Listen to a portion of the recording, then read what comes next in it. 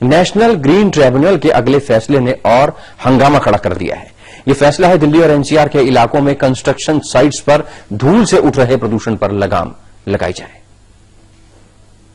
दिल्ली की जहरीली हवा को साफ करने की दिशा में नेशनल ग्रीन ट्रिब्यूनल यानी एनजीटी ने एक और पहल की। ट्रिब्यूनल ने इस नए आदेश के मुताबिक दिल्ली एनसीआर में उन पब्लिक या प्राइवेट कंस्ट्रक्शन साइट पर काम पर रोक लगेगी जो कि प्रदूषण के मानकों पर खरा नहीं उतरते। एनजीटी के इस नए आदेश से तमाम निगम, प्राधिकरण या रेसिडेंशियल और या छोटे प्लॉट्स पर कंस्ट्रक्शन की मंजूरी देने का अधिकार रखने वाली राज्य सरकार की इकाई ये शर्त लगाएगी वन एवं पर्यावरण मंत्रालय 2010 के दिशा निर्देशों का सख्ती से पालन हो।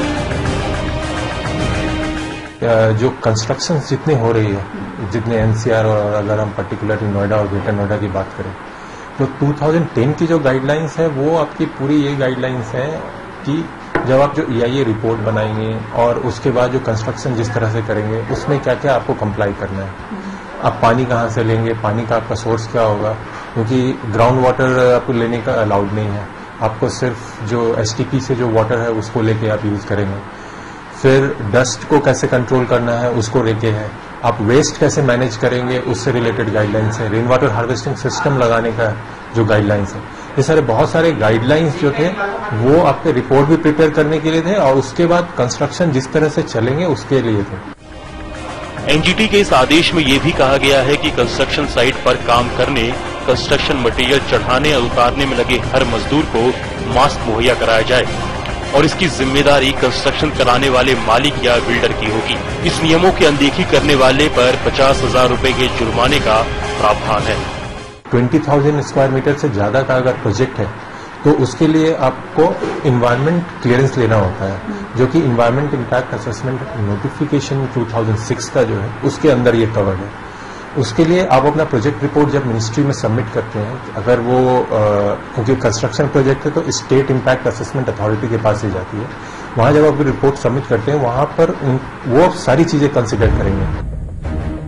इन नियमों को पूरा करने के लिए एनसीआर अथॉरिटीज को आदेश दिया गया है कि वो बिल्डरों को नोटिस जारी करें कि दिल्ली एनसीआर में हो रहे कंस्ट्रक्शन में तमाम दिशा निर्देशों का पालन किया जाए। साथ ही ये निर्देश भी दिया जाए कि हर बिल्डर कंस्ट्रक्शन साइट पर कंस्ट्रक्शन मटेरियल, खास तौर पर रेत को ढक कर रखे।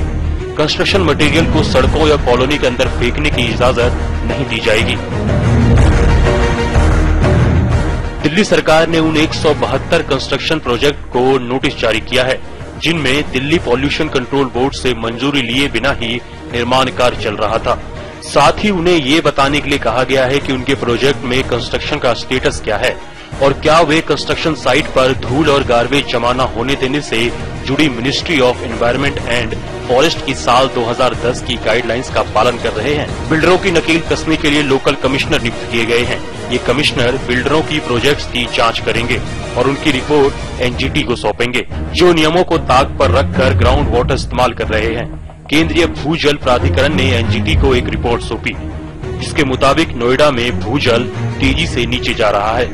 इस रिपोर्ट में ये भी कहा गया है कि नोएडा में सिर्फ एक मकान खरीदने की अनुमति हो। यहाँ मकान सिर्फ रिहायशी उद्देश्य से ही खरीदने की इजाजत हो, न कि निवेश के लिए। दिल्ली से रश्मि कुमार के साथ समय के लिए ब्यूरो रिपोर्ट।